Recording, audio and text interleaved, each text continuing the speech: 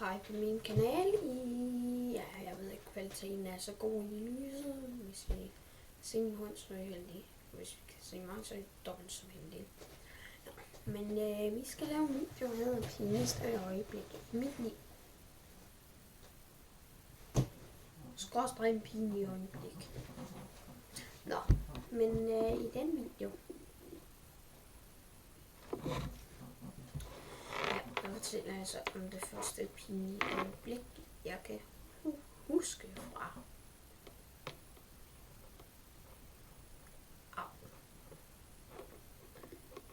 Det var så først det, jeg kunne huske i mit liv. Jeg var 4 år. Det var i min børnehave. Og jeg må bare sige, at jeg lavede ikke legehus. Det var mandag. Mandag klokken 4. Jeg tror faktisk, den var 2. Jeg ved ikke. 11 eller 2. Nå. Men dengang lavede jeg et legehus.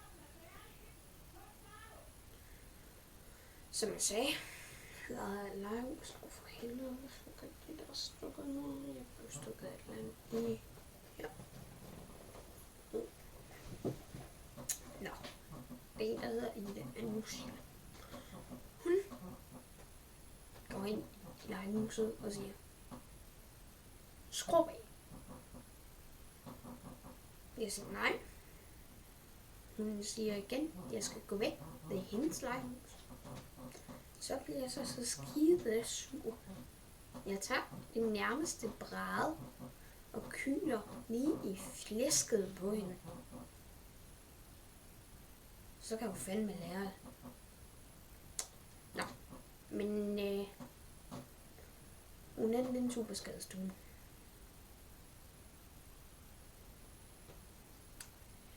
Nå. Det var en enkelt historie. Folk siger også, at jeg laver nogle lange. En anden historie var en gang i en børnehave. Husk, vi var på sådan en halvøjse lejr og et eller andet.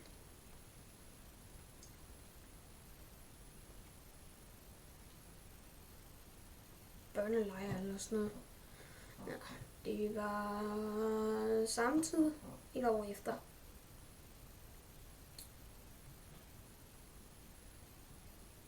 I 2009, så cirka mandag klokken 11.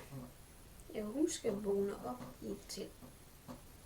Så var det så pinligt, at jeg troede, at jeg havde tisset i bukserne, fordi det var så vådt. Så viser det sig, at det havde været regn udenfor om natten, og det var trangt inde i teltet. Teltet var utæt. Det var så pinligt. Ja. Det var lidt mærkeligt. Nå, men de her historier her, de kommer over til at vare sådan til 10 minutter. Fordi det her er den første, jeg laver. Det er også den korteste. Tusind tak, fordi I så med. Like, subscribe, abonner, kommenter. Så jeg bare sige. Så det gøres.